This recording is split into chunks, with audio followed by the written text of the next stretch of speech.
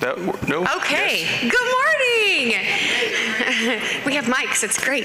Welcome to today's Candidate Forum. My name is Mindy McAdams, and I'm the Executive Director of the Fairfield Area Chamber of Commerce, and I am honored to serve as the moderator for this very important event. This forum provides an excellent opportunity to hear directly from our legislators about their priorities and plans for the future.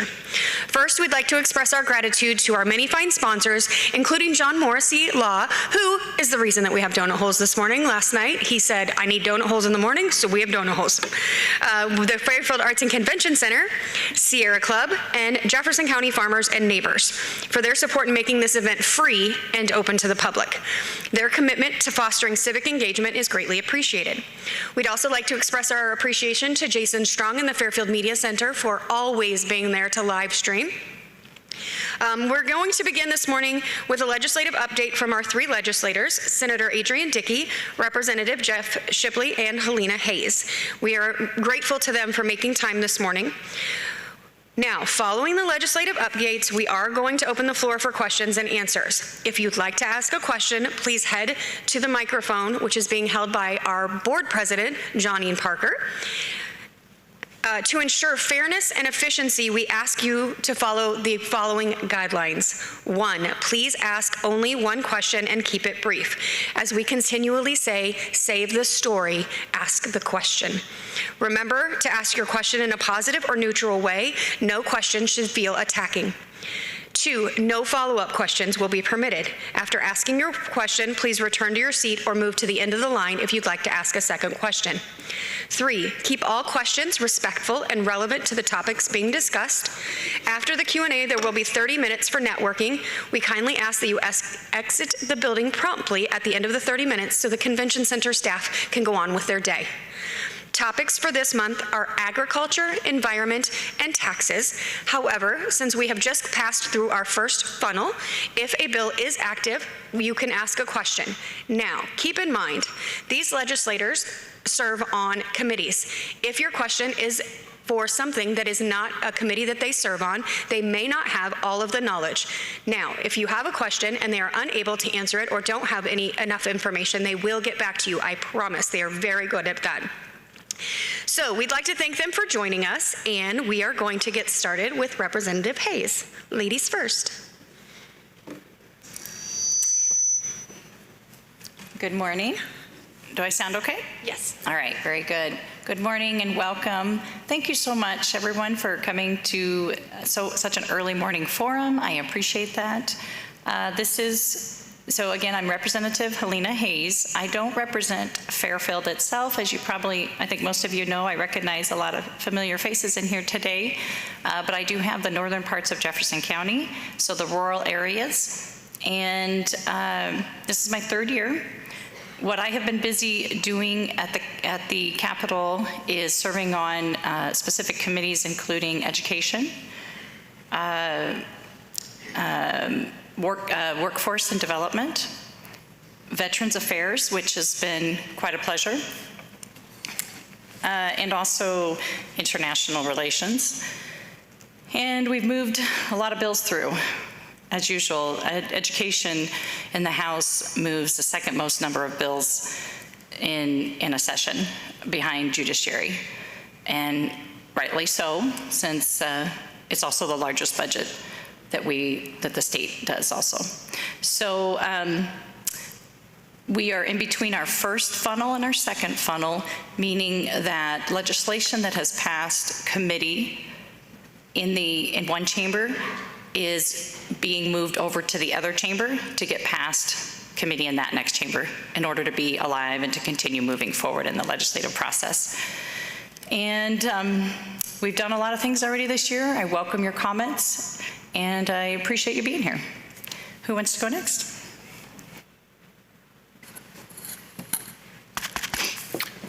Hi, good morning, everyone. I'm Representative Jeff Shipley, serve in Mount Pleasant, Fairfield, and Van Buren County. Appreciate everyone being here. Thank you for the chamber and for the sponsors for bringing us all out this morning. And thanks to Access Energy and anyone who responded to the storm last night. Hopefully that wasn't too difficult for anyone. So yeah, we've been working on a lot of things. I think one of the big takeaways we've been hearing a lot is there's been a lot of legislation, a big volume of bills. I think that kind of recognizes there are lots of challenges that we are working through, and just a lot of areas for improvement when it comes to governing the state. I'd say I always like to kind of focus my objective on, creating laws that are easy to understand, that can be easy to apply. And I think a lot of the conversations that we have or have been having is really, how do we reduce frivolous lawsuits, right? How do we resolve complaints before they become an issue, and how do we just uphold general harmony of people getting along and liking each other? And then also, the biggest thing we do is pass a budget, and that we are good stewards of taxpayer resources, and we spend the money in some way that promotes a public benefit and can be appreciated. Again, we'd like it if people pay their taxes, they're happy to do so because they feel they're getting a good return on that investment and that we're contributing to something that makes us all better as a society. So, that's kind of what we're trying to do up there. And it's great to have so many people to help out because it really is a citizen-driven process. I think we've had a lot of bills this year that have demonstrated that. One big thing that's on my agenda for the week ahead is the legislation that would restrict cell phones and personal electronic devices during school instruction time. This is a proposal we've been seeing across the country, and the governor has latched onto it. It's been a great discussion so far, and I think there's actually a lot more work to do. One thing that you're kind of privileged from serving in these ways is you hear from parents all across the state weighing in on these issues, and I think there is a desire to kind of have a more wide-ranging conversation on the role of technology in the classroom. And we've been doing one-to-one devices starting in kindergarten for the last 10 or 15 years at least, and kids are certainly proficient in technology, but are they proficient in reading, right? Are they proficient in communication, math, other basic skills, So it's an interesting question because I think the role of technology and the potential harms of technology could be much more far-reaching than we realize, especially as it kind of disconnects us from our human nature, which is the other kind of big discussion with rolling of AI and new automation and how that could really transform the education landscape. So the Iowa Department of Education, they invested a few $1 million in an AI literacy tool that had been deployed in, I think, the majority of school districts across the state. And again, it's just, we've been getting really great feedback from that, and it is just a very powerful tool that is coming online that, as we've seen, I think for people who've been attending, I think the biggest conversations we've had as a community is just the shifting education landscape and how that affects each of us and our families. And so I expect that conversation to continue, especially when you talk about these new technologies that are coming online. So looking forward to a great discussion this morning, and thanks again, everyone, for being here.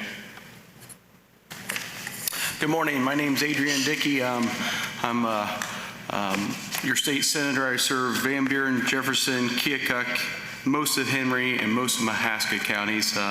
This is my 5th year at the Capitol, and appreciate what Jeff and Helena said.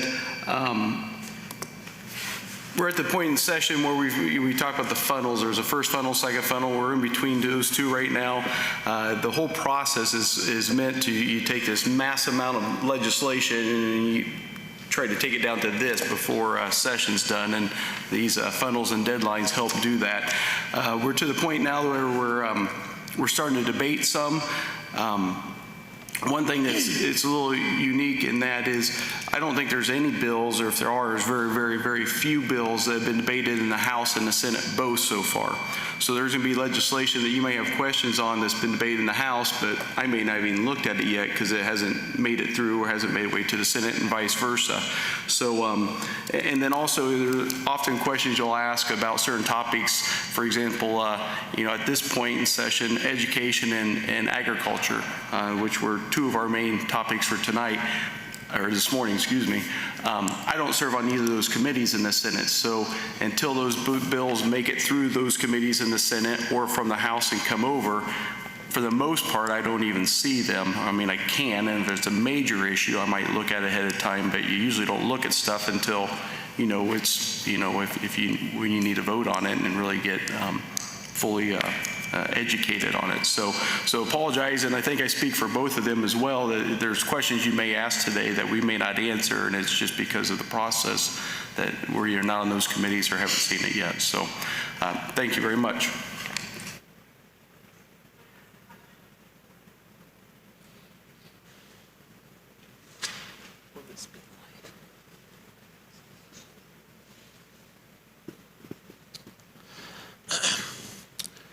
Good morning. My name is Dee Bosold. My pronouns are she, her, and hers. My question is directed mainly at Senator Adrian Dickey. It relates to Senate File 394, also known as the Cancer Gag Act. So my question's pretty basic. After looking the legislation over, I became a little confused as to why a bill that claims to be about labeling discusses limits on legal liability. My question is, why should producers of agricultural chemicals, specifically pesticides, herbicides, and anything else that's sprayed on crops, why should legal liability for the effects of these be limited in any way, whether it's related to labeling or not? Why should we limit legal liability on these products when everyone should be responsible for what they're putting into the environment and what they're selling to producers and to the consumers who consume the products that this is put on? Well, thank you for your question, and I can answer it very simply. One, all the issues or all the pesticides, herbicides, et cetera, are not in this bill. This bill pertains to one particular product, but here's why, because that bill doesn't deal with cancer. And I know Jeff and Helena, I believe they differ from me, their opinions on the legislation, but the bill does not deal with cancer. Here's what it deals with. This is, I'm reading this right off the EPA's website. August 13, 2019. EPA issued guidance on the registrants of glyphosate to ensure clarity on labeling and the chemical of their products. EPA will no longer approve a product label claiming that glyphosate is known to cause cancer, a false claim that does not meet the labeling requirements of the FIFRA Act. The state of California's much criticized Proposition 65 has led to mislabeling requirements for products like this product because it misinforms the public about the risks that they're facing. This activity will ensure that consumers have correct information and is based on the EPA's comprehensive evaluation of that product. Okay? That's what EPA says. That's why that label's not allowed to be applied to this product, because the EPA will not allow it to be applied to the product. So for lawsuits to take place, for groups to say that they're going to sue Bayer for a product because they don't have a label that the federal government says they can't put on their product, to me is absolutely insane. It's not whether it causes cancer or not. And it doesn't give them the liability. In the Senate and the House, and we don't agree all the time. This is definitely one area that Senator Dickey and I think both of us do part ways on. And I mentioned it last time too when we were here that Iowa does have second leading cause of cancer rate. First it's breast cancer, then it's lung, and then it's prostate. Is that right? Anybody know off the top of their head? I think it's breast cancer, lung cancer, and then I think the third is prostate. So an interesting statistic that was shared by somebody in your district to me is the fact that Jefferson County has a lower rate than the lowest state. It's really impressive. And I asked that question last time I was here, why is that? Why does Jefferson County have such a low cancer rate? Some of you know, some of you wonder and should probably find out. I think it's a good question. I don't support this legislation. I've been very vocal about it. I've spoke out in my newsletters, in press releases, at every forum. I do not and will not support this bill. But I have struggled also just supporting tort in general because of constitutional concerns there too. So I don't like limiting and taking off the table any possibilities that could be causing cancer. I don't know that we need to make anything necessarily immune from that. I also am, from what I understand about this legislation, that I have gleaned from attorneys who, when you get into some of this stuff, it's very nuanced, as you know, very nuanced. When you sue a company, you do so under a certain cause of action. And this does limit that cause of action based on the most common way that people sue these kinds of companies, which is failure to warn based on the label. So even though, we hear, well, you can still sue, but you won't be able to do so under that cause of action, which is the majority times. And so from what I understand, it will limit your ability to have rightful action on it. So yeah, D, I do not support the legislation, and the thing, like all of these conversations that we're going to have today, they so often have many layers, and as we dig down deeper, we need to always keep asking the hard questions and trying to understand more. Meaning that as I have learned more, even in just the 3 years I've been there, I have changed my opinions on certain things because of that. And so with this one, yeah, I think I'm pretty settled on it. So, Representative Shipley? Well, thank you, Dee, for the question, and thank you to my colleagues for their explanation. I'm glad this came up for the second month in a row. My position is the same as last month as it was in last year, but this is a pretty complex issue, and I think there's a lot more going on than meets the eye necessarily, but like I said, I do appreciate the public input. I think it is one of the issues we've been hearing the most about. I think Senator Dickey is correct that the problem does come from the federal level. So I think the question that, I guess, the way I would frame it is, can the state of Iowa trust the federal EPA to properly warn us on the dangers of their products? And I think most people say no, probably not, that we cannot trust the federal government for whatever reason. They're not properly exercising their authority in this area. And there have been significant legal claims. And I think that's where the legislation is coming from, is that there are tens of thousands of lawsuits on this issue. And while it could be true that many of them are frivolous, some of them may not be, and therefore deserve their day in court. But it is interesting just on how that's a big job of what lawmakers do is figure, and a lot of the way the laws we write are enforced is by assigning a liability, either a civil liability or criminal liability, or saying so-and-so can or cannot get sued. We've basically debated various immunity provisions every year I've been up there. It's a big part of lawmaking, and what we do and just one of the terms we've had to learn is a tort. They talk about these things being tort reform, which is essentially just any kind of civil wrong that causes harm or injury to a person, where a person could then try to petition the courts to recover damages. So I think it's a very important conversation. It's clearly a vital industry to our state. I think some of the lawsuits are interesting. I'm concerned on the general cancer conversation, how some things might be blown out of proportion relative to others.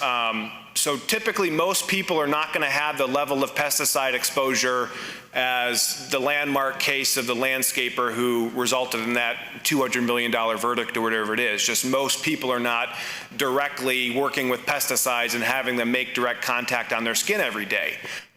There may be other ways we could be exposed, perhaps in our food supply, but the biggest cases that we've heard, that's not going to be applicable to most of the general public, but like I said, it is an important issue because it affects a very vital industry in our state and certainly southeast Iowa. And actually in Mount Pleasant yesterday, we had one of my friends, Judy, made a comment about, people have been aware of these things for the last 50 years. Since she was in nursing school, they would comment about exposure to chemicals and potential carcinogenic effects. So it's a very important conversation. What is the best way to satisfy that duty to warn? What is the federal government doing or not doing, and why is it the state of Iowa's problem? Can we trust the federal government to properly warn us on their regulated products? And if we can't, we probably have a lot more serious issues we need to worry about. So last thing I'll say, and I think we're going to probably talk more about this. I know a lot of people care a lot about this issue. And thanks to Joe Ledger for attending the forum 2 weeks ago. Again, we know it's a discussion that's ongoing, and we appreciate everyone participating. But I would be curious to get some feedback. So House File 712, that dealt with the legal immunity that's granted to the vaccine industry, which again is another very important industry to public health that also enjoys significant legal immunity dating back to the 1986 National Childhood Vaccine Injury Act, where the federal government actually sets up a taxpayer fund to compensate injuries. And there's again, been a lot of discussion in my last 7 years that the federal system isn't working out very well, and maybe the state of Iowa has additional responsibility there. I think it's the same question. Can we trust the EPA? Can we trust the FDA? Is the federal government really properly warning the public? Are they properly allowing manufacturers to prevent defects in their product? What is the proper public pressure to put on these corporations to make sure everyone's held accountable for their actions? But I think there's a parallel there between what the pharmaceutical industry is enjoying and what the pesticide industry is asking for. So I ask people to kind of consider the full picture. And again, that was House File 712 that we almost moved through Judiciary Committee that would have addressed some of those issues. So there's a lot out there, and I think we have a lot more to talk about. So I appreciate everyone being here and helping us through this discussion. I want to add one more thing to that. Part of the reason why I read that statement from the EPA, and that's right from their website, you can go look it up. It was there last week. I looked again. Is that they actually called out the state of California. Okay, they called out the state of California for this labeling stuff, and that goes back to if you have a plastic bag, you buy something, a little plastic bag in there, and there's a label on it that says, "Caution, this could suffocate." Or you buy a toy for your kid and there's a sticker on there that says, "Don't eat this, it'll cause cancer." Okay? I mean, or your cup of coffee, "Caution, this is hot." Okay? Some of the common sense stuff that we know, you have to have looked at this stuff over the years and think, why in the heck is there a label on that? This is why. And California has gone kind of crazy on a lot of this stuff, and the EPA actually called out California for causing a lot of these issues with their labeling requirements on things. If the issue is that big of an issue, and I'm not saying, that sounded wrong, but focus on the EPA. You know, focus your efforts on having the EPA change their labeling if you think this causes cancer, and show them the data that get that to support it. We just had 4 years of a prior administration that if the labeling would have changed, it would have been during those 4 years, in my opinion. They were very, very favorable for class action type lawsuits. And they didn't change it under their administration. Secondly, the notion that we're out there to protect Bayer or some other company, and that's what this lawsuit's out there for. There's a lot of other products, I suppose, that you say cause cancer, cigarettes, whatever, a lot of them. We're not out causing and creating legislation to protect them, and I think they would be much more favorable to our party if this is what the notion is this is a Republican issue. It's not. It's not because we're trying to protect some outfit, because there's a lot bigger fish out there that if we were wanting to do that we would apply that to. It's simply, to me, it's the common sense. The federal government says you can't put the label on, and this bill says you can't sue them if you don't have the label on. My name is Stephanie Hawkins. I'm the Fairfield Community School District Food Service Director, and I'm the School Nutrition Association President for the state of Iowa. The USDA just cut funding for the Local Food for Schools and the Local Food Promotion Program. These programs directly affect our Iowa farmers, Iowa schools, and Iowa students. Through the Local Food for Schools grant, I was able to purchase $4,500 worth of local produce and $4,500 worth of local protein for our students. We worked with the Field to Family Food Service Hub in Iowa City. This food hub partners with 73 Iowa farmers and 44 Iowa school districts. And this is just one of the food hubs in the state of Iowa that is partnering with our Iowa farmers and schools to facilitate this program. The state of Iowa was to receive $8.3 million for the Local Food for Schools grant and $2.9 million for the Local Food Promotion Program. At this time, the state of Iowa has a pilot program called Choose Iowa. The program has a matching grant funding for schools to purchase local produce and protein from our Iowa farmers, with only $70,000 available for roughly 300 Iowa school districts, with a $1,000 maximum award per building within each district. This will have a huge impact on our Iowa farmers, schools, and students. Is there anything that you as representatives can do to increase the amount of grant monies for the Choose Iowa program to continue to get more Iowa produce and protein into our Iowa schools, which will continue these local markets with our Iowa farmers?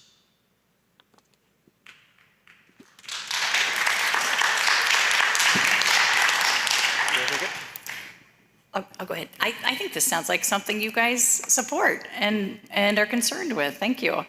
So I mentioned, one committee I forgot to mention that I am on is the budget sub for Ag and Natural Resources.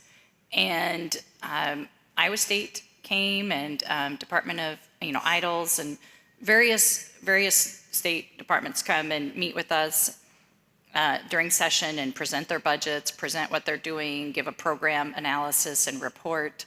And this is one of them that they specifically talked about, was the Choose Iowa program, which, can you tell me how long it's been going on? It's not very long, right? It's not very long. Okay, just a handful of years, if that. I was thinking 2, but yeah, not very many. So this is a new program. We match federal funds or we require state funds to match local funds. And so $70,000 in the budget total for the state, okay? One thing I think is beautiful about this program is that it's a partnership with your local producers.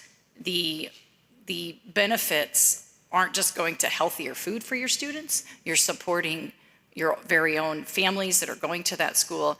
I think it's a win-win all the way around. The funding is always the question. And so I am supportive of these things as we have hard conversations about money, budgets. That's where I think that it gets difficult. And so I certainly would support something like this.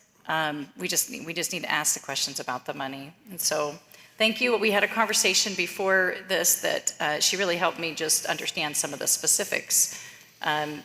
Schools provide a lot for our students in our communities, and this is one of many areas, but it's such a key area. And Representative Shipley here is he's worked very closely on this topic. And well, so thank you, Stephanie. It's great to see you again, and I hope you did have a productive trip out to Washington, D.C., the source of a lot of our problems. So I think there's a lot of consensus here that this is something we want, right? We want more locally sourced foods. We want to support our local producers. We want to connect that with our public institutions, and obviously it's going to cost money, right?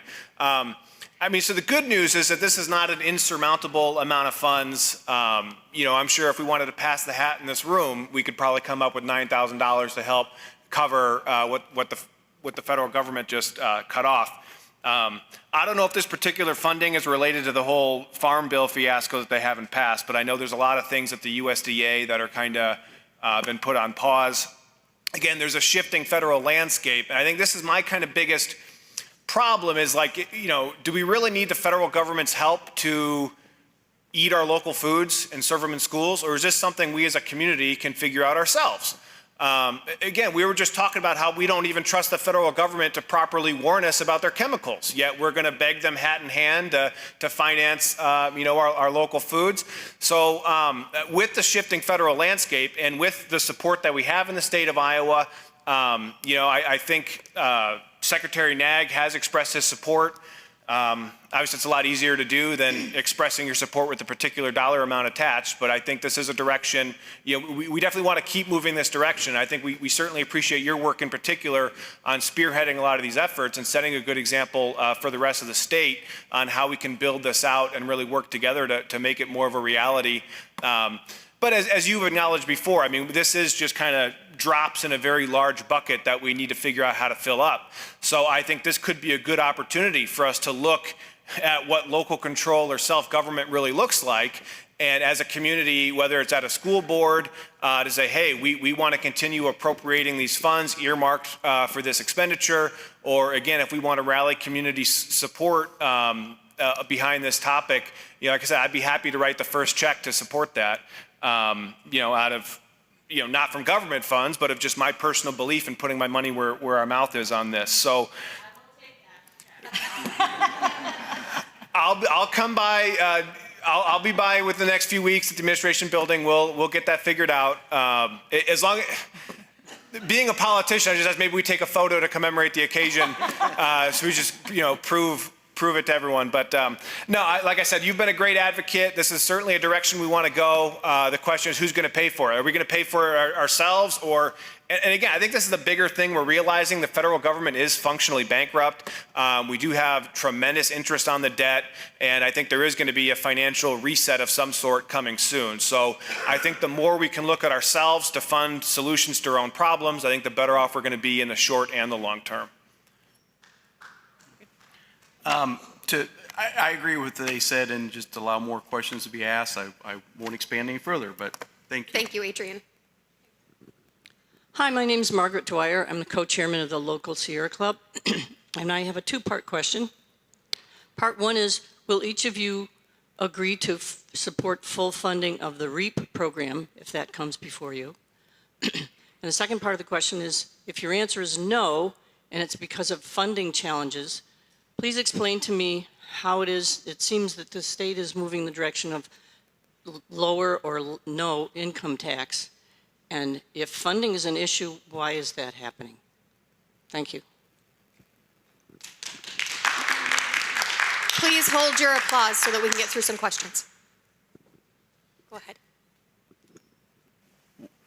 Barb, would you tell us what full funding is? 20 million.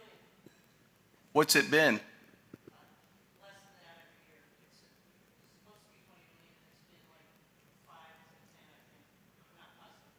Where does the 20 million come from? Is that a number from Sierra Club or from? That was when the bill was originally passed at the Texas City amount, but it's never happened. How long ago was that then? 2010, I think. Okay. Well, I can't commit to fully funding something that I haven't seen the legislation on, so I'll have to look at it before I can give you a hard question on it, or hard answer on it.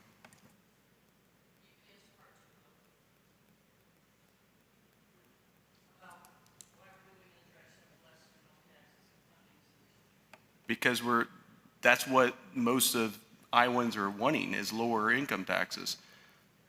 I mean, that is a more predominant issue than any other issue out there, is lower income and lower property taxes. That is overwhelming the number one concern that we hear. That's why we're moving that direction.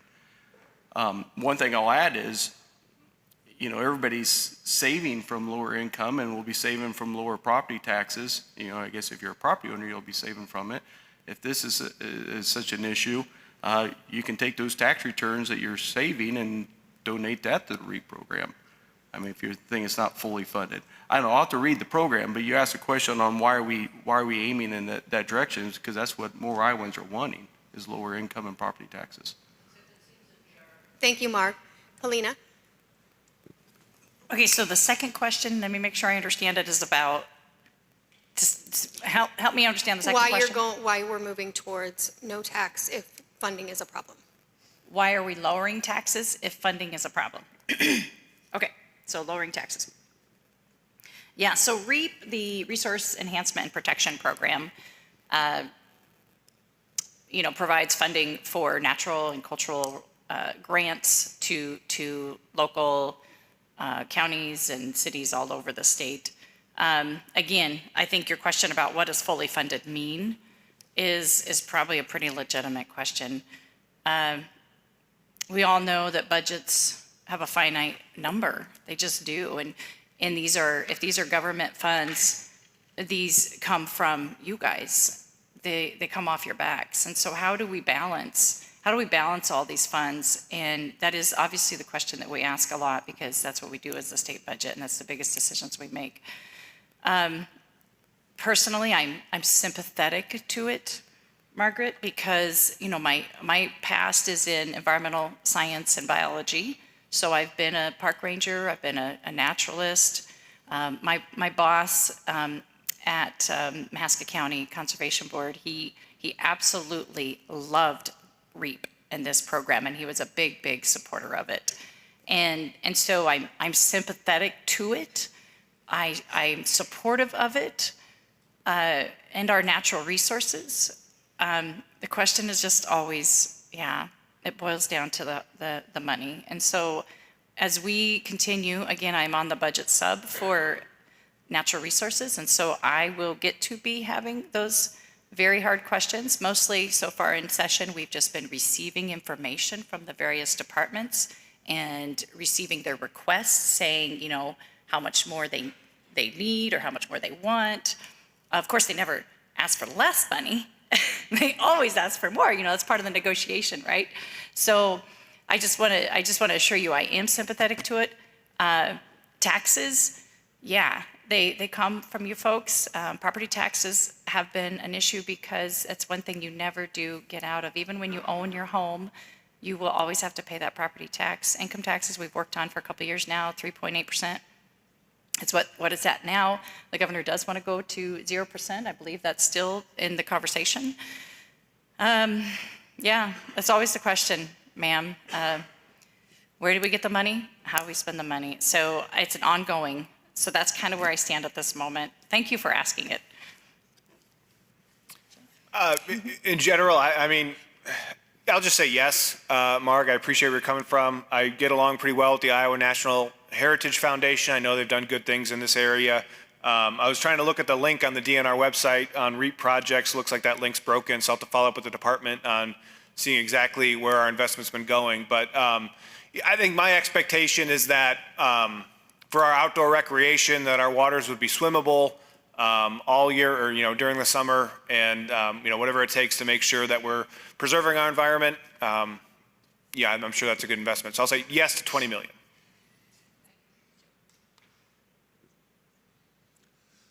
Good morning. Excuse me. I'm Joe Ledger. This year I changed hats. I'm sitting on the Jefferson County Board of Supervisors.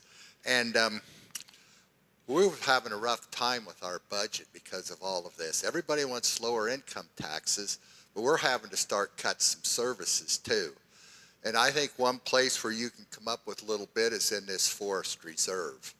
There is no tax on that, but they expect fire protection, they want roads, they want electricity. If they have an accident there, they expect the EMS services to be there, and I feel like they should pay a little bit to help support that. I really don't have a question, I just wanted to state that fact, so thank you. Well, I'll agree with you, Joe. I appreciate bringing it up. In my prior 4 years being in the Senate, I think every year we've passed a bill over to the House addressing the forest reserve and the taxation of it, and every year it's died over there. I'm sure it'll happen again this year, but I think the House actually has a bill that we introduced 2 years ago, so maybe there'll be something done on this year. I agree with you on everything, every point you made in that, those forest reserves still want the gravel road to it. They want to respond. I mean, I cannot tell you so I've been a volunteer firefighter for 33 years. I couldn't begin to tell you how many times we've been at fires, timber fires in forest reserves. They want us to show up. No taxes are paid on it, okay? The argument on the other side is, well, if you take away that tax credit, these forest reserves are going to be bulldozed down and turned into fields. Well, that's absolute BS in my opinion, because if you look at the value of farm ground right now, if that property was so valuable that if you get rid of that tax credit, and it's pretty small, if you get rid of that, or if you actually just tax it, they would be doing it anyway. If that tax that would be in place was that the tax break, if you had property in the forest reserve in county, it was one. If you were a state resident, it was a different level of tax, and if you were an out-of-state person, it was a higher tax. And I like that approach, because we do have a lot of people from out of state that buy in our timber, for hunting or whatever it may be, and they're paying no taxes on that, and it makes more sense for those people to be paying a higher level of tax than somebody that's in the county that owns some of that as well. Yeah, I agree, Joe. Even though I'm sympathetic, this is a real problem, especially for the two southern tiers of Iowa, where they are statistically lower in terms of median income household. And they have the largest number of acres in the Forest Reserve Program. So their counties are receiving much fewer revenue from it. And so the outer staters have been a real concern that have been brought to us, and yeah, that bill is definitely. I've been on natural resources, my whole time up there, except I'm not on it this year, but the budget's up, it's always been there and it's always been very pressing, because here you have a conflict, you guys. You have the conflict of natural resources versus production and ag and things like that. And who gets preference over that? Iowa does have well less than 3% in public lands, but we value our private property rights. Absolutely. Private property is so, so important. That's why I've been very vocal about the carbon pipeline, because we have an issue with eminent domain and how we use eminent domain and for what purposes. And so, yeah, thank you for your comment, I guess, but it's a good one. Yeah, I voted to move this forward before. I know the issue's been around for several years. I'm not sure why it hasn't gotten done yet. I think with the general property tax overhaul, if we can fix this piece to help reduce the overall tax burden on everyone else, and again, ensure the efficient administration of services to whoever needs it. But I just, on that point though, is I think there is a desire to want to see that conservation or these things are still incentivized in some capacity, that we don't want to just start bulldozing every forest down. And I think some people are doing a good job. I know one of the complaints is that a lot of people not everyone is, but yes, I hope we can get that done. Thank you. Hi, I'm Diane Rosenberg. So just a couple of comments before my question. Regarding the pesticide bill, 394, that would cover all pesticides, not just glyphosate. Second, FIFRA does allow states to have an additional supplemental labeling to the federal bill if in their area they have a certain need for it, and it's a very complex situation. You know, each state has their own complex needs for what the environment might need to be protected and what have you. And third, the IARC that that labeled glyphosate a probable carcinogen. Their assessments were based on peer-reviewed research, where the EPA's were based on pesticide studies. So I just want to say that before I get to my question. Yeah, but I'd like to add that the group you just talked about also said that coffee causes cancer. Well, I don't know about that. I'm talking about. Well, they did, and it's from the WHO. So when they say coffee causes cancer, and we all drink quite a bit of it, and a lot of people out here do too, we're all in danger. Well, that's a so separate issue. So you got to put, but if you want. That's a separate issue. If you want to, that will not be tolerated. No. I'm sorry. I'm sorry. You can leave the building if you cannot sit quietly. Adrian, go ahead. If you want to, and I'm happy if you have a different opinion, but if you want to pull up a stat like that, you got to tell the other side of it. And that's the testing authority that made that claim. They also said that coffee causes cancer. So when I see that, I question what their testing really is about, or if it's politically motivated or actually scientifically motivated. Okay, well, whatever. My question is, I want to go back to the USDA pulling the funding for the local foods, the food banks and the schools, $11.3 million. Now, a lot of farmers have already planted their seeds, they've purchased their seeds, they've gotten everything ready for this particular crop. The rug has been pulled out from under them, and they're left holding the bag. And a lot of farmers are going to be very hurt in the state, around the country, but a lot of in the state. So we're sitting on somewhere, I think that suggestion that was made before about the local choice program is very good, but that's not enough. We're sitting on somewhere between $4 and $8 billion in our reserve. Can we pull $11.3 million out over a 3-year period to help these farmers in a state that supposedly supports farmers and allow them to at least get this year's crop in? Go ahead. No applause so we can get to questions. Thank you. I'm sorry, what was that? I didn't hear. No applause so that we can get through questions. Okay. With people waiting. The program you're talking about is a federal program, so we don't have really any, we don't have any influence on that. The $11 million, I think it's a much, much, much higher number than that. From what I've heard from some people in the federal government, again, this is a federal issue, not a state issue, is that this was told ahead of time this was going to happen. as a lot of federal programs have been freezed or put on hold as they kind of look through the DOGE process and figure out where waste is. My expectation is that it will be not refunded, reinstated after they go through their process. We've been told this on a lot of the food programs, that they're paused. They were told ahead of time this was going to probably take place, and that it will be reinstated after they go through and make sure there's no waste. Because I think we all here should not want government waste. Whether you like the current administration or not, the fact that they're identifying a crazy amount of government waste and getting rid of it, it should be applauded even if you don't like the administration. And I think this is just part of that process, to my understanding. But again, at state level, it's pretty hard for us to tell the federal government what to do.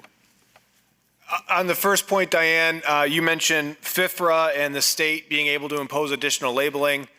I've heard the opposite. So again, thankfully this legislation hasn't passed my desk at all. This House never moved it out of committee, but if it does, at that point, I would want to follow up with that. That's a key point, and there seems to be a lot of differing opinions out there. But like I said, I haven't read the statute, so I don't have an informed opinion on that. In terms of can the state pick up the bag for the federal government, I'm not in the business of cleaning up messes that the federal government creates. And as sympathetic as I am for someone who's going through this process and trying to make their business run, I mean, we need sustainability. If the federal government change in direction crashes your whole model, you were probably never sustainable to begin with. So again, thankfully, I think it is a small amount of money. I think as communities, we can figure it out. But just this happens a lot. So another thing we had, the federal government's, this happened before in the previous administration, but the funding for domestic violence and victim services, the federal funding source for that dried up. And so, this week we had several different advocacy groups, wanting the state to fund their federal funding. Otherwise, their doors are being shut. So it makes it very hard on state government when we have to clean up the various messes that the federal government created. And I think it was a mistake to give the federal government all this power to begin with. I think we should have kept our own money and spent it rather than sending it to the federal government, having to beg for them back. And again, when we look at school nutrition and a lot of the other things that you're concerned about, the USDA is a big source of the problem. On a lot of things that I want to do, that I would want to spend money on, the USDA is the problem. The USDA is the obstacle. So the idea that, okay, we're going to, we can't get this done unless the USDA grants us permission and funds it, that's a very weak, kind of pathetic point of view. I think the state of Iowa needs to exercise more genuine power than that, especially as it relates to these federal programs. But again, I think there is consensus. This is the direction we want to move. I think people want to see more of these types of things, and I would challenge each of us. Like I said, I'm willing to. Let's invest and cover the shortfall.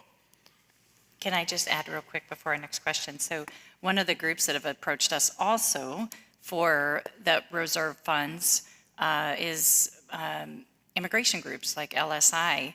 We know that the federal government is definitely looking at immigration, illegal versus legal, and obviously asking some hard questions. So LSI, Lutheran Services out of Des Moines, they have a shortfall well over $1.5 million or so of about 150 legal vetted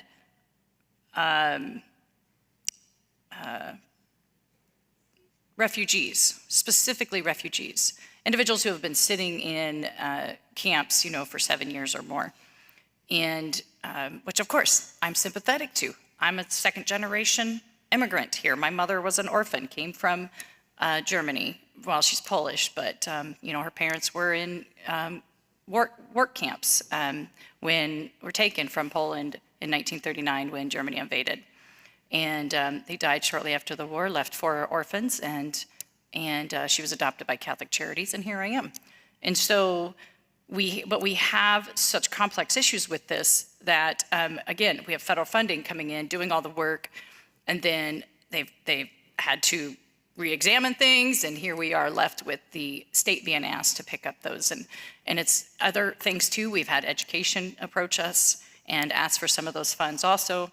There's a finite amount of funds there, and I'm happy they're there because the state budgets have been really good about not spending over the statutory amount, which is 99%? Okay, well, we only spend like 89% or something.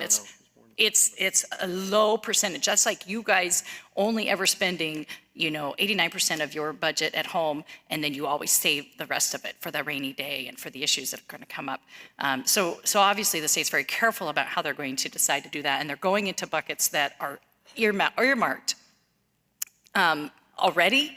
And so, yeah, those are good conversations, but just something I wanted to share too. Next question, please. Hi, this is about the cancer immunity bill. I don't think that people should be prevented from suing because there isn't the product isn't labeled. My dad died of emphysema from cigarettes because he got addicted to them before they were labeled. They should have been labeled. This product should be labeled. And I'd like your comments. Thank you. I'll give the same comment I gave twice before when the federal government does not allow them to put on it. Which means you can't sue them for cause of action failure to warn. Okay. Yeah, my name is Ken Roseborough, and just have a quick comment and then a question. It's about the pesticide bill. Bayer has lost 6 lawsuits over Roundup's linked to cancer, and there's thousands more in the pipeline. That's why they're seeking this immunity, trying to get these immunity bills passed. In my work as a journalist, I've interviewed farmers in Iowa and the Midwest who've gotten sick, or a family member like a father has died as a result of pesticide exposure.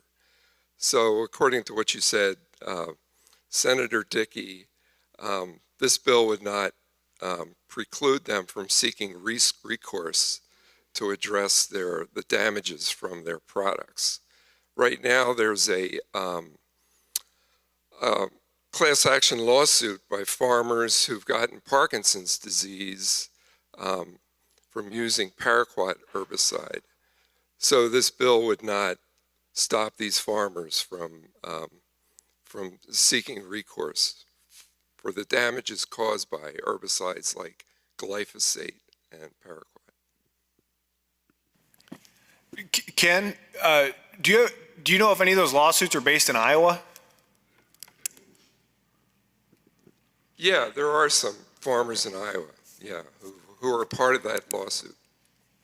The paraquat one? Paraquat Okay. lawsuit, yeah. I'm sorry, were you asking a question or were you just making a statement? Because if you were, I just didn't hear the question. Yeah, if I you was were asking one. a question if this bill is putting any limits on on farmers' ability to seek recourse from the damages caused by the herbicides. I mean, you made my point. You can still sue. You can still sue them over if it causes cancer. And the farmers you're talking about, I don't know if they were in Iowa or if you said there's farmers in part of that lawsuit. Was a lawsuit filed in Iowa? They may be residents of Iowa, but if it wasn't filed in Iowa. But either way, I don't know that really matters to the question you asked. They're still able to sue. You can still sue them if you want to go prove their product caused cancer. You just can't do it on the basis of a label. And he is correct, which is a mechanism by which you can sue, the cause of action by which you use to sue. And the cause of action that most of these companies are being sued by is failure to warn, which is the one that will be eliminated. And so he is correct. You can still sue, but you have limited the what do we call it? And you're more of the lawyer type. You can speak into this too. The avenue by which you can. So again, this topic is a really complicated one as we all try to, I've had so many conversations with attorneys and I can't of course give any legal advice because it's so nuanced, but everything that I'm getting says, yes, you can, but it's limited. Please help me out. Well, no, I think it's just interesting, and not that I want to be sympathetic to the EPA, but the challenge is if you're trying to satisfy the duty to warn, then you have to warn about everything. So if you warn, oh, this is carcinogenic, but you could still sue them if it's a neurodegenerative disease like Parkinson's. So I think there is a lot of nuance on this issue. I think it is a federal concern. My understanding is there have not been many, if any, Iowa-based lawsuits, and that a lot of the litigation has been in other states. So it's just kind of interesting on where, all the pieces kind of fit together, how this all shakes out. But again, I'm very interested. House File 712, the subcommittee on that bill, was pretty historic as it addressed the immunity and liability shield that are enjoyed by other industries that seem to be very popular with Democrats and other types of people. So I'm just interested in an overarching theory of liability on all corporations, and not just this industry versus that industry, but making sure we have a legal framework where everyone can be, petition the courts for their tortious claims or redressing grievances or recovering damages, whether it's, because I think this is where I get a little bit not just irked or whatever, is the exposure to a vaccine that's directly injected into your body is going to be far greater than a pesticide that's maybe just in your environ or in the food you eat. So I do have just a lot of perplexion on why some people feel a certain industry needs to be protected by liability, which again is equally complex, right? Because there's a childhood schedule, so you can't sue for a childhood vaccine, but the adult shingles vaccine you can. So it's very interesting that I think these arguments on making sure corporations are being held accountable for the damages that can be provably attributed to them, and again with the duty to warn, the big thing is, what did they know and when did they know it, right? So it's not just, oh, this caused cancer, it's that the manufacturer knew it caused cancer and they failed to warn me. So anyway, I think this is a great discussion, and I think just by how many questions we've had, it shows this is important. But again, I think there was a meeting last May with Senator Grassley, where again, do we trust the EPA? And I think it was a resounding no. So that's where the problem needs to be solved. Thank you. I got one more, a different way to look at this, okay? Why wouldn't Bayer just want to put that label on this causes cancer? If the issue is there's a failure to warn, why would they want to put it on there? We got two members from Farm Bureau. If Bayer put that on that product, this could cause cancer. Would you still use it? Okay, that's my point. The farmers are still going to use it. Okay, have the label or not, they're still going to use it. I would bet damn near anything that their sales wouldn't diminish by 1% if they had that label on there. So why would they want to put it on there? And that goes back to the reading that I read from the EPA. Because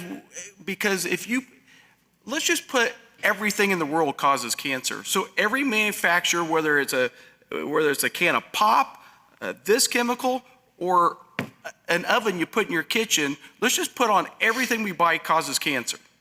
So every manufacturer is covered.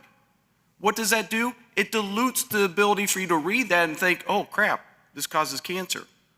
I mean, I would think every corporate attorney would love to put every label possible on their products so they're covered. But that's where the federal government steps in and says, no, you can't do that, because we do that, you over-dilute the issue, and then nobody knows and no one pays attention to it. So that's why the federal government says you can't do it, because they cannot prove that it causes cancer. Because I would say, heck, just label everything so they can't be sued for anything. But the fact is the farming community is still going to use it whether it has a label or not. So that's where I'm a little sympathetic with on this issue is the government says they can't do it. From a corporate attorney, why not just label it all? And then they're covered. The problem is that the government says they can't label it. And to kind of echo something Senator Dickey said earlier on just how litigious our culture has become and how everything is labeled as a potential carcinogen, as you label everything, those labels carry less weight, less value. And I think that's what we're seeing. You go into Casey's gas station and buy a phone charger, it's warning you about potential carcinogenic impact of that. Is that really informing or helping the public or the consumer? I think that's a good discussion we need to have. Good morning, I'm Chris Estel. I'm the Public Health Administrator for Jefferson County. I kind of have a little bit of a froggy throat, so I really don't even know what to say coming up here to this mic, but I'm going to start with a little bit of an update, a little quick update about measles, because that impacts all of us. Thank you guys for being here this morning. I really appreciate it. Joe, I'm one of your departments that has budgetary issues, as we know. So thank you all the taxpayers in this county for paying my salary in the department. Okay, so on a serious note, I never thought in my nursing career we'd be dealing with measles at this point. Yesterday, the state, HHS, held a Zoom meeting at 3 o'clock. Currently, as of yesterday's data, I didn't look this morning, there's 301 cases of confirmed measles in 15 different jurisdictions, so statewide or countrywide in the United States, there's 15 different jurisdictions, 301 cases and 2 fatalities. So that's just a little bit of data there. So, Jeff, you were referencing immunizations and vaccines, and you and I have had numerous conversations about those, so I'm not going to get into that. I just want to reiterate how important herd immunity is with this illness. This virus is different than any other virus we've seen. It lives for up to 2 hours in a space. So one unvaccinated positive individual has a potential to impact 12 to 18 people. So that's how it will perpetuate. We had measles in the early 2000s. I wasn't the public health administrator then. I worked at our hospital with Johnine. Just a couple little data points. This is from the Iowa Public Health Tracking System about immunization rates within this county. Your first MMR, measles, mumps, and rubella, is given at 12 months. So this is 2-year-old individual data, so it's kids that are 2 years old, and we report this information to the state. 66% of 2-year-olds in Jefferson County are fully vaccinated, meaning they have 1 dose.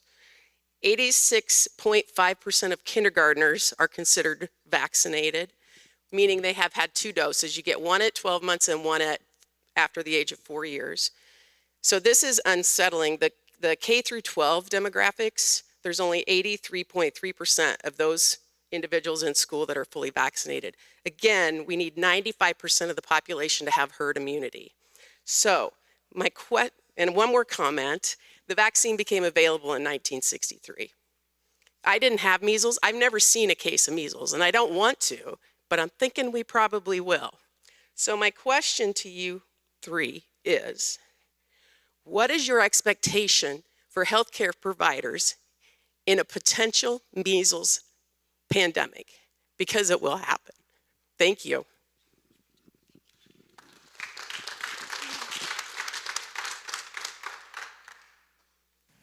I don't know what you mean by our expectation of healthcare providers. I'm sorry. I mean, How do you think we're all going to be able to function, Adrian, in a response, healthcare-wise? Like when we have sick kids that need to be hospitalized, or we have fatalities, or we are asking the public to maybe stay home under quarantine and isolation orders that are far different than we saw with the pandemic. We're going to depend on the public to follow public health guidance to decrease the spread of this virus. We don't have the authority, the Board of Health does, but people are not going to follow that. I know that's something that's coming before the legislature at some point with the local Board of Health authority. I don't know how we're going to survive it as healthcare providers. The demands on the system are going to be, if kids get sick, which they are, getting very sick, I don't know how that structure is going to look for all of us that work in healthcare. How are we as healthcare professionals going to take care of your constituents when they're able to not be vaccinated? well, great point, and I think it's only going to get worse. I mean, you talk about the millions of people that came across the border in the last 4 years Be professional. You're adults. How do you not think, where do you think the issues come from? I understand it, and how many millions of people have come across the border that brought the measles? So there's a lot to dig into. I appreciate you being here, Chris, and for the question. I'm glad HHS is keeping everyone up to date. I think first thing I just want to mention, I did have a great aunt who suffered an encephalitic fever from measles and was left with a mental impairment for the rest of her life. That was in the 1930s. So it is a serious illness, but a lot has changed in the last 80 or 90 years, specifically with the introduction of the vaccine in the 1960s. I don't know if that's the same MMR they're using today. It might be. On the vaccination figures that, because we just talked about this in the House the other day, and I forget exactly which metric it was, because I know you measure at 12 months or 2 years, but I know one of the metrics did tick up a little bit, that there was a greater vaccination coverage now than there was a couple years ago. But I think Senator Dickey's point is absolutely correct, and the people who were scoffing at him shows that, frankly, you're pretty ignorant about public health matters. You had huge influxes of people. Texas is where this started, where there's certainly an immigration issue. The kids who did pass away, it's also been reported they had serious comorbidities, which is kind of to be expected in this sort of thing. But yeah, I mean, the public health challenges are real. We're having the same conversation with avian flu.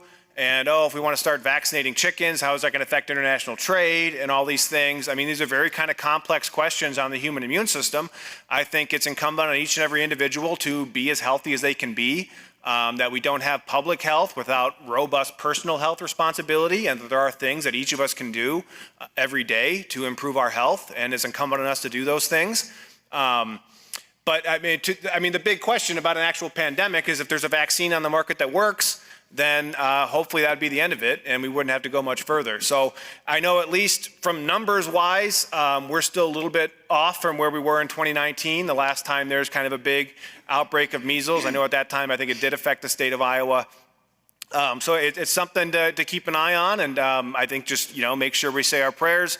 And again, well, I won't rehash the House File 712 point, but again, going back to the other conversation, is if you're going to take a pharmaceutical product, does that manufacturer have a legal immunity from any damage that's incurred from that? I think that's another interesting, if we're looking at trusting public health authorities and being able to safely take a vaccine, and again, we've heard a lot of rhetoric about how these things are 100% safe.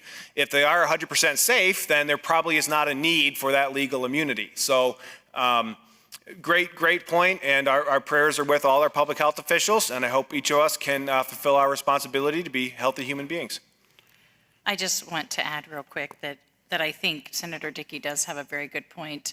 For example, one HHS meeting I was on it was last year, they shared some of the statistics about tuberculosis in the Ottumwa community, and they know exactly who has it, and they know exactly where it's coming from. Do you guys need to fear that? Do you need to be afraid? Public health entities that are working in this, they obviously are collecting a lot of data. I think it's fair that we ask some more questions and dig into this issue much deeper. So thank you for your question. Good morning. My name is Lauren Shapter, and I am a former former employee of the Fairfield Public Library. So my question, forgive me if I don't know where this stands on the funnel. I know it was formerly House File 284, and now it's House File 880. Andy, please don't take my photo. I didn't sleep much last night, and I don't want my photo taken. Thanks. My question is a two-part question. First of all, in regards to the membership in a professional organization, for example, the American Library Association or the Iowa Library Association, the bill to me is not clear because libraries actually are not members. It's individuals at the libraries. For example, our director is a member of the ALA and the ILA. Some of our employees at the Fairfield Public Library are members of the ILA, but the library itself, I do not believe, is an actual member. So does this legislation apply to libraries or individuals who are employed by the library? And my second part of the question is, if this type of bill is passed, will you have the same kind of defunding for, say, rural county hospitals whose members are part of the American Medical Association, or judicial who are part of the American Bar Association? I was hoping that question would come up today. Thank you very much. What was your name again? Lauren. Lauren? Lauren, thank you. Libraries. Lauren, that bill is my bill. I sponsored that bill. And I would love to talk about this in depth with anybody. Libraries can have institutional memberships in the ALA or they can have individual. Most all county tax dollars and city, most libraries are supported by your city taxes and your county taxes, almost the full amount of it. The state does fund a portion of money to public libraries all across the state. There are 544 libraries in the state, public libraries. And the state funding goes into 3 different buckets at a total of $2.4 million. 1.1 million is for direct state aid, that they apply for those grants and they get it based on meeting eligibility requirements. The other is interlibrary loan money, and the other bucket is something called access, open access. So I have the long list of libraries who have had challenges and issues regarding material in their libraries. You know, we did House File 496 last year in public schools that said for educational purposes, you can't have material that has sex acts in it, and then we defined what that was. And because our education is for reading, writing, arithmetic, things like that. So, and they're government schools or public schools. Public libraries seem to have some issues with the material they're carrying. Now we can get into First Amendment arguments and all of that. First of all, let me clarify. I love books. I have my own library at home. I'm an avid reader. I support libraries. I am not a book banner. Okay, all these things that get attributed. What was that? Absolutely. In Oskaloosa and in Pella. I'm a homeschooler. Where do you think we've gotten most of our books? I would take a box with me when my children were younger, and we'd take out 30, 40 books a week, and we would spend an hour before bedtime every night going through those books and reading. I absolutely support literacy and books. I don't like reading on devices. We need to have these hard copies. The problem is, Lauren, that we have an institution, we have a national organization, and that has a affiliate branch, the Iowa Library Association, that has policies that they're pressing down into local libraries that are conflicting with community standards in the communities.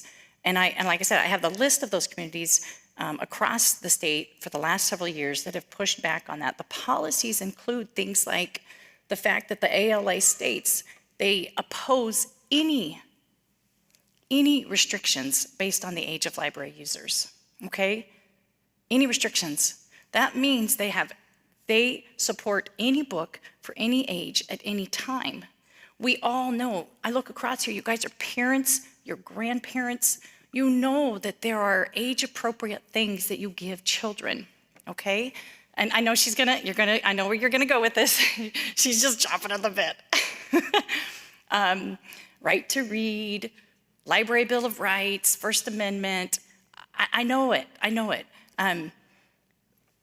But libraries have been, not yours, okay? They vary greatly across the state. 544 libraries. Some of them don't have any memberships on the ILA or the ALA. Some of them are paying for 12 memberships for their community. Some of them are paying $35,000 to send people to conferences every year. There's a huge variety, and I'm gathering that data so that we can actually know how our libraries are spending their money on personal memberships in these organizations that are undermining some concerns that people have across the state. So I really could go on, and I'd be happy to get you more information. If you send me your email, I'll send you what I'm sending out to people. And what I'm seeing are some of the issues with that we're coming down into here. Let me just conclude by saying this. Libraries are a city department. Do we have any city council members here? No? That's too bad. So city councils know that libraries have sought and accomplished autonomy from city departments. Like, there's not a lot of oversight there, okay? And of course, the argument will be, well, this shouldn't be because we can't have government telling what to do. But it's also a city department fully funded by taxes. And so libraries have the autonomy while demanding all the support from below, all the financial support, and then allowing national institutional ideas and philosophies and policies into those libraries that conflict. And that's where we're hitting this really difficult place. And so a lot of issues in there.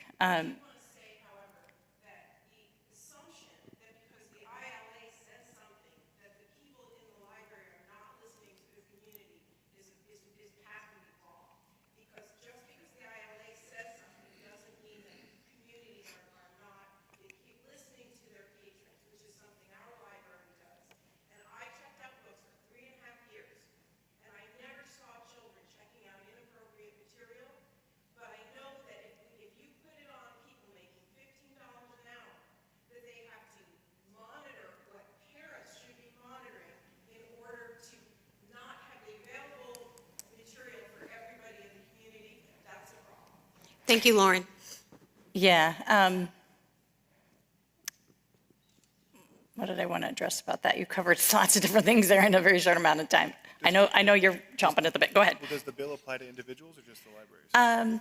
So he asked the question, does the bill apply to individuals? What the bill does, let's clarify that. So as we decide how we spend state money, the bill states that there's an eligibility requirement that in order to get the state money, state direct aid, you cannot have a membership in these organizations, okay?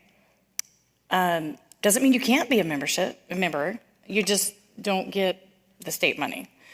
And I have an amendment on it. I don't think it's public yet, but the amendment does say that the library, and you guys can disagree with me on this, let me know, email me, talk to me, that the local public library shouldn't be paying directly or indirectly. Say you necessarily can't have those books, but it is putting on notice these organizations that do undermine parental authority, while at the same time saying, well, it's up to the parents, right? But even their policies, again, libraries are taking advocacy recommendations and policy from these organizations and then implementing them. So it does affect how the libraries run. Not all of them, because you have great freedom in how those are run. So I know you're chomping at the bit to say something too. So go ahead. So again, I think one thing we've learned through this process is Iowans really appreciate their public libraries, and they offer a lot of great services. Thankfully, I haven't received any complaints of anything, any serious complaints of anything happening locally. So we've been very thankful for that. This issue's been brought forward because there's a handful of libraries that have done things that are just kind of weird. I'll be polite and say they were weird. And then the ALA was engaged in political activism. And so you mentioned the American Medical Association, the Iowa Bar Association. Those groups at the Capitol are typically very, very careful to remain neutral on just about everything, because that's what you want. If you're a professional organization, neutrality is to be expected. You're there just to provide whatever support you can, and keep your hands clean of any unnecessary politics. So unfortunately, the ALA and the ILA did not do that, and they picked a very important piece of legislation that covers a lot of, frankly, very sacred, common sense things that are very important to Iowans. And they tried to subvert that, and they actually did a very good job of subverting it. It's really unfortunate how much misinformation and obfuscation there is surrounding these issues when we discuss obscenity. But I mean, long story short, we cannot subsidize political activism. Thankfully, the bill keeps the funding there, so you'll still have the money. You just can't spend it in that way. So I don't think we're necessarily defunding anything. We still want that support to be there, at least as it stands now. So that's just, I think, the main thing to clarify when you compare the American Medical Association or Iowa Bar Association. It's not the same because those organizations have maintained neutrality. Well, Okay, we'll take a look at that then. I mean, I know there have been some issues with the American Pediatric Society and things like that where, again, there are problems there. And so I think you could make a good point that perhaps we should be restricting memberships to the AMA, because I think what we want to do is ensure that public funds are not going to subsidize political activism. And I think that's something you're going to get a lot of agreement on. I will say this I haven't seen the bill at all. But this example, so everybody knows, not because of, and they can say they can say the same about bills that are in the Senate, not the House. I think right now that I saw last week that there was 900 bills this year introduced in the House. It was like a record, and 300 to 400 in the Senate. It's hard to keep your head above water on bills that are in your own chamber, much less the other chamber, until they pass through the process, pass through floor debate, and then come, across to the chamber lines. So I don't believe there's a companion. Is there a companion? Okay, so I haven't seen anything about it, so I don't have much to add to it. Apologize. Okay, final question. Jeff Shipley submitted a bill in the House this year, House File 191, which went through 2 committees. Helena was a co-sponsor of that bill. The purpose of the bill is to ban high-altitude aerosol injections, commonly known as chemtrails, because of the toxic substances, 22 of which are on the periodic table of the elements. Some nasty stuff. And my question is to Senator Dickey, is if this is voted yay on the floor of the House and goes to the Senate, will you support this bill? If so, great. If not, why not? But before you answer, I'd like to read a post on X yesterday that addresses this issue. RFK Jr. has vowed to put an end to the crime of geoengineering chemtrails. He's also revealed plans to collaborate with Trump on policy matters, including prosecuting those responsible for chemtrails. We are going to stop this crime. So I hope if it makes it to the Senate, you'll vote for it. It'll be passed into law here in the state of Iowa, and we will not allow chemtrails in our skies any longer. Thank you. Before I answer your question, the bill did not pass in the Senate in Judiciary Committee. I'm on Judiciary Committee. I'm not sure who the bill was assigned to. I don't think Jeff, do you know, didn't have a sub? I don't think it had a sub. I pushed my committee chairman to run that bill because of the amount of input I've received from the Fairfield community on it. I do listen. It's an issue that I have very little personal knowledge on. I mean, when they say chemtrails, a year ago, I didn't know what we were talking about. An individual in town here, I think, published a book. I read most of that to try to be a little more educated on it. And because of your input, I pushed my committee chairman to run the bill. It did not, like I said, it did not survive in the process in the Senate. If it comes over from the House, I will not ever, it's not on this bill. There's not a bill you're going to get me to say, yes, I will support before I read it. Because everyone here will knock our elected officials in Washington when they vote for something they haven't read, okay? So I don't know what's in the House bill. But I can tell you I've tried to support the issue in my own chamber, and unfortunately it did not get anywhere, so. I just want to add, I'm laughing because I don't know if you know this, but there was an amendment added to the bill. No? To kill the bill, which is kind of, I'll let you guys look that up. I'll just say, so there's a lot of things going on. It's basically under the topic of how you can manipulate or influence the environment, whether it's to prevent the effects of climate change or to do something else.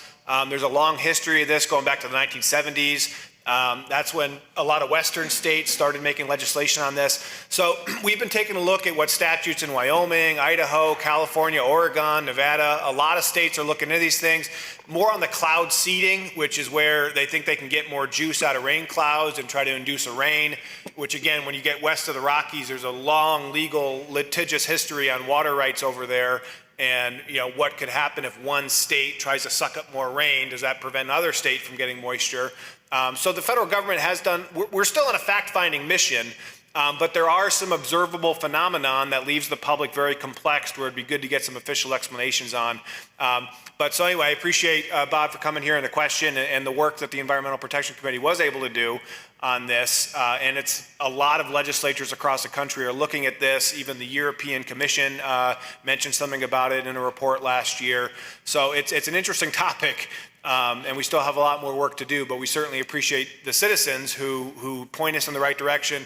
And again, really proving that this is a citizen-driven legislature, that if you come to us with an idea and follow up 2 or 3 times, that's what it takes to kind of get things moving and get people's minds open. So appreciate the opportunity to work on that legislation. Thank you for attending. Thank you to our legislators for being here on your early Saturday morning. We appreciate you.